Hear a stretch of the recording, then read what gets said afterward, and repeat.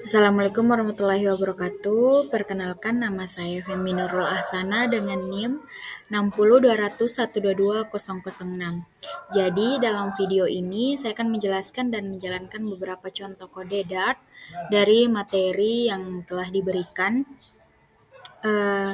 yang dimulai dari Hello World hingga semua konten yang akan saya coba. Yang pertama itu kode yang paling basic, hello world. Di sini void main itu merupakan fungsi utama yang akan dijalankan pertama kali ketika programnya dimulai. Lalu di dalamnya saya menuliskan print hello world yang akan ditampilkan hasilnya pada layar bagian kanan. Dia mencetak teks ke layar konsolnya. Jadi hasilnya ketika dijalankan akan ada tampilan hello world. Saya juga sudah mencoba kata lain bahasa Indonesia dari Hello World, yaitu Halo Dunia, dan hasilnya pun tetap ditampilkan sama, dia mencetak teks ke layar konsolnya pada bagian kanan. Yang pertama itu kode yang paling basic, Hello World. Di sini void main itu merupakan fungsi utama yang akan dijalankan pertama kali ketika program. Selanjutnya itu variabel. Di sini saya akan menjelaskan variabel-variabel yang akan digunakan. Yang pertama yaitu variabel nama. Di sini yaitu Voyager1 membuat variabel bernama name dan mengisinya dengan string, yaitu Voyager1. Var artinya Dart akan secara otomatis mengenali tipe datanya. Di sini tipe data yang digunakan yaitu string.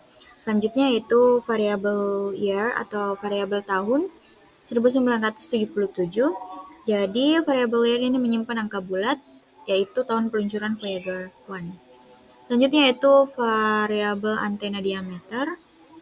Di sini variabelnya menyimpan angka desimal atau tipe double. Ini adalah diameter antena Voyager 1 dalam satuan meter.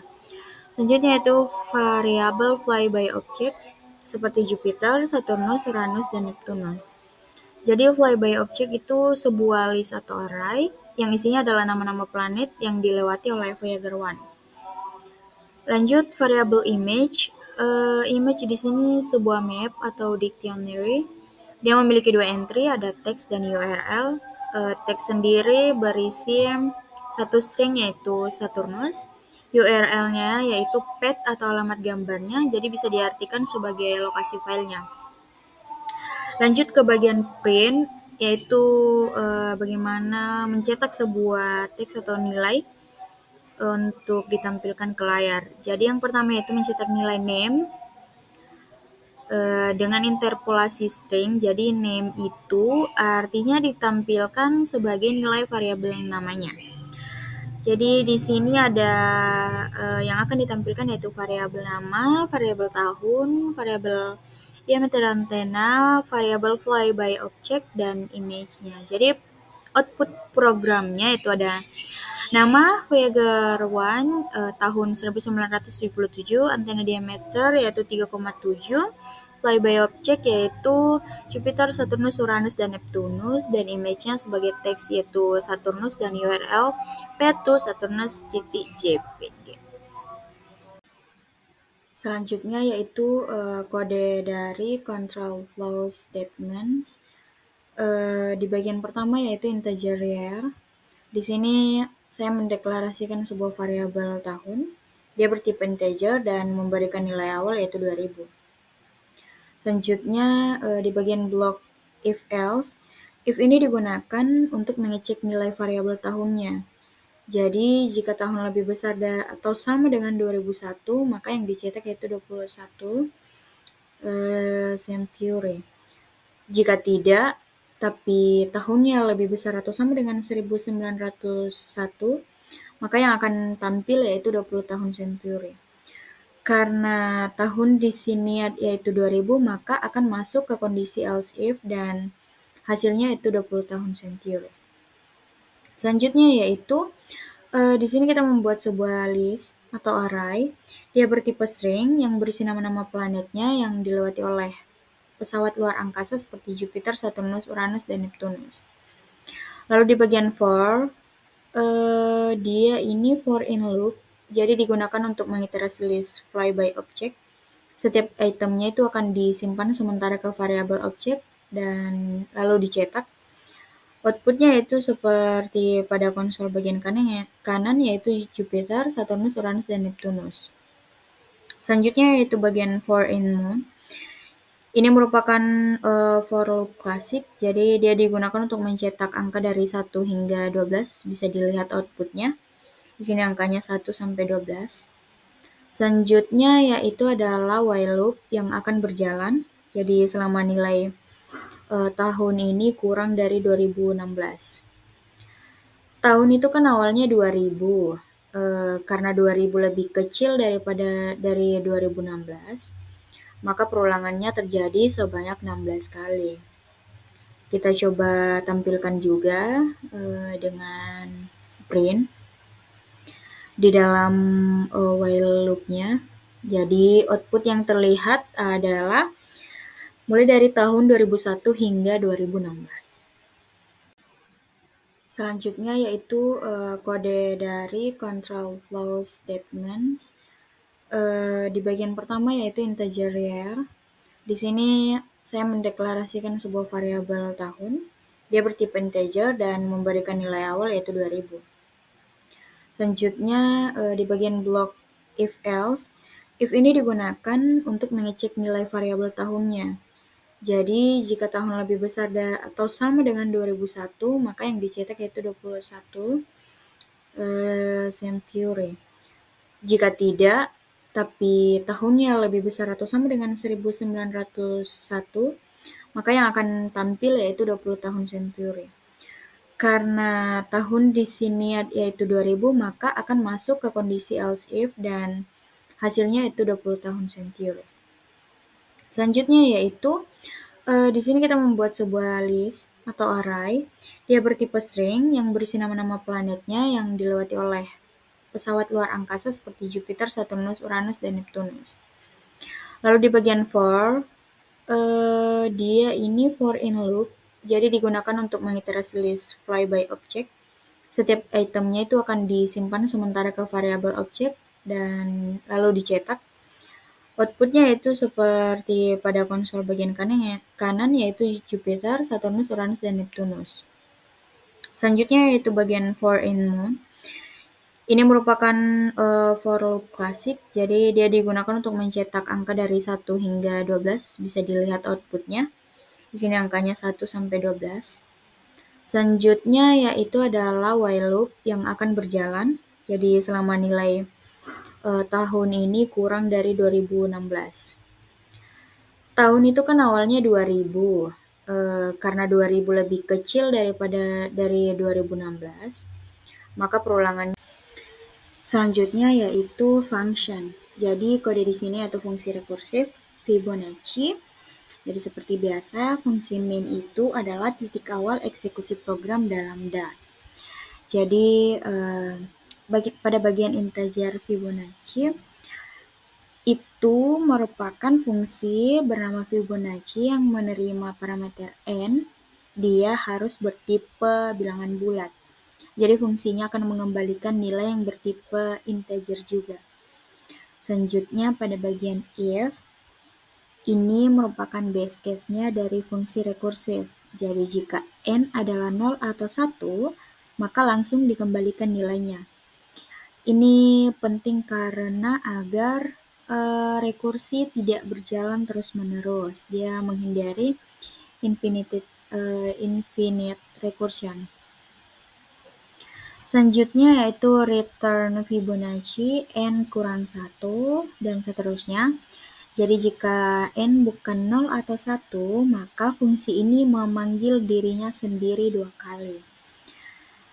Hasilnya dari kedua panggilan itu dijumlahkan dan itu yang akan dikembalikan. Ini merupakan bentuk rekursi klasik untuk menghitung deret Fibonacci. Pada bagian var result Fibonacci 20, kita memanggil fungsi Fibonacci dengan argumen 20, lalu menyimpan hasilnya ke dalam variabel result, yang artinya kita ingin tahu angka ke-20 dalam deret Fibonacci. Deret Fibonacci nilai ke-20-nya yaitu 6.767. Lalu pada bagian print seperti biasa dia mencetak hasilnya ke layar, yaitu hasilnya Fibonacci 20 yaitu 6.765. Selanjutnya yaitu kode komentar. Di sini jika 2 garis miring yaitu komentarnya 1 baris, jika 3 garis miring yaitu komentarnya dokumentasi. Ada juga yang garis miring ditandai dengan adanya bintang lalu garis miring kembali, itu tidak saya masukkan di sini. Dia itu untuk komentar multibaris. Jadi komentar itu tidak mempengaruhi jalannya program. Saya biasanya menggunakan komentar untuk menandai kode-kode yang penting, dan yang ditampilkan di konsol itu hanya yang void main dan print untuk ditampilkan ke konsol. Sebagai contoh, saya memperlihatkan bagaimana komentar itu tidak mempengaruhi jalannya program. Bisa dilihat di konsol bagian kanan, itu hanya mencetak hello world. Selanjutnya yaitu kode import. Di sini kode yang saya ambil yaitu menghasilkan angka acak atau random number. Jadi bagian import Dartmath ini berfungsi untuk mengimpor library Dartmath ke dalam programnya. Jadi library yang saya gunakan ini menyediakan berbagai fungsi matematika seperti ada trigonometri, logaritma, hingga fitur random number generator seperti yang digunakan di sini. Selanjutnya pada bagian cetak itu print random number. Bagian dalam dari setelah random number yaitu random dan next integer. Ini merupakan ekspresi Dart yang dihitung nilainya dan digabung menjadi string. Jadi pada bagian random next integer itu membuat objek baru dari kelas random, terus memanggil metodenya yaitu next integer 100 yang akan mengembalikan angka acak dari 0 hingga 99. Jadi outputnya akan berubah-ubah. Ketika di run akan berubah lagi menampilkan angka yang acak, lalu berubah lagi. Itu angka yang diambil mulai dari 0 hingga 99. Selanjutnya yaitu pada bagian kelas. Jadi pada kode ini membuat kelas dia bernama spacecraft yang mewakili pesawat luar angkasa. Ini mempunyai 2 properti yaitu nama dan tanggal peluncuran atau launch date, dia bisa null. Lalu pada kode juga ada getter, launch year, itu untuk ambil tahun peluncurannya. Ada juga konstruktor utama, dia mengisi nama dan tanggal. Juga ada name konstruktor, itu pada bagian unlaunch untuk pesawat yang belum diluncurkan. Juga ada metode describe, dia menampilkan nama dan info peluncuran, termasuk berapa tahun lalu. Di fungsi main itu dibuat 2 objek, ada Voyager diluncurkan tahun 1977, ada juga Voyager 3 yang belum diluncurkan, jadi outputnya spacecraft yaitu Voyager 1 dengan tanggal diluncurkan yaitu 1977, 47 tahun yang lalu. Lalu ada spacecraft Voyager 3, dia di situ unlaunch karena belum diluncurkan. Selanjutnya yaitu enum atau enumeration. Dia merupakan tipe data khususnya di Dart dan banyak bahasa pemrograman lainnya juga. Dia digunakan untuk mendefinisikan sekumpulan nilai tetap atau konstan yang terbatas dan tidak bisa berubah. Jadi fungsi enum sendiri dia meningkatkan keterbacaan kode, menghindari kesalahan atau typo. Dia juga menentukan status atau kategori dan membantu dengan switch case. Di sini saya hanya menjelaskan sedikit saja karena saya juga kurang paham mengenai enumeration ini. Saya hanya menjelaskan simbolnya saja.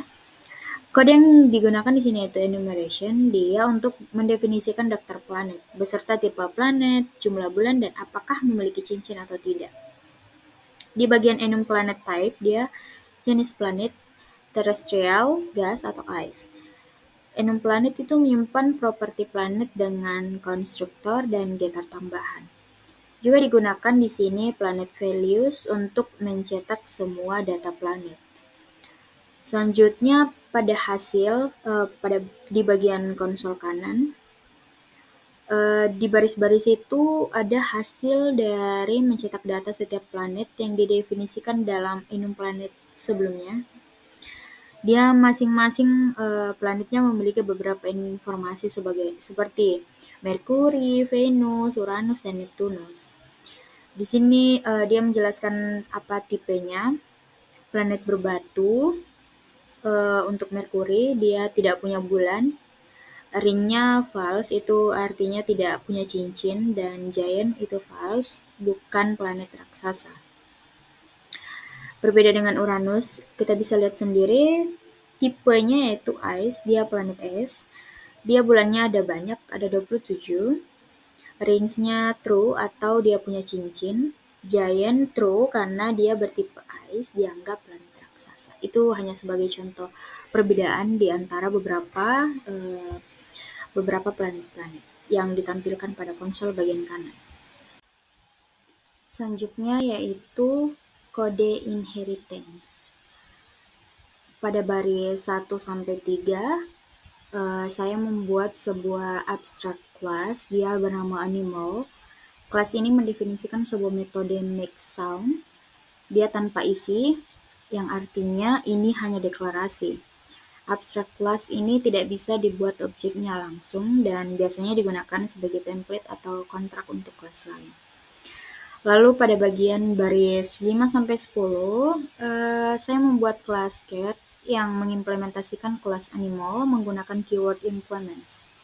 Karena menggunakan implements, maka kelas cat itu wajib menuliskan isi metode make sound-nya. Di sini saya menambahkan perintah print meow yang akan mencetak suara kucing. Saya juga menggunakan override untuk menandakan bahwa metode ini mengganti metode dari interface animal. Lalu pada baris 12 sampai 15 itu, di fungsi main itu saya membuat objek cat dari kelas cat, lalu memanggil cat make sound. Saat program dijalankan, maka muncul output yaitu meow. Jadi abstract class di Dart ini digunakan sebagai kerangka kerja atau kontrak yang harus dipenuhi oleh kelas lain. Selanjutnya yaitu kode mixin. Saya akan menjelaskan pada baris 1 sampai 7. Mixin itu merupakan fitur di Dart yang digunakan untuk menambahkan properti atau metode ke kelas lain. Dia tanpa perlu pewarisan langsung atau extend. Astronauts itu merupakan propertinya atau jumlah astronot. Describe crew itu merupakan metode yang mencetak jumlah astronot. Jadi dia berguna untuk mempermudah reuse code. Selanjutnya pada baris 9 sampai 18 yaitu kelasnya itu spacecraft. Ini merupakan kelas dasar untuk pesawat luar angkasa. Dia memiliki properti seperti name dan launch date. Konstruktor di sini untuk mengisi dua properti tersebut. Lalu metode dia describe untuk menampilkan nama pesawat. Selanjutnya yaitu pada baris 20 hingga 28 yaitu kelas shuttle dengan mixin. Di sini shuttle adalah subkelas dari spacecraft yang juga menggunakan mixin pilot.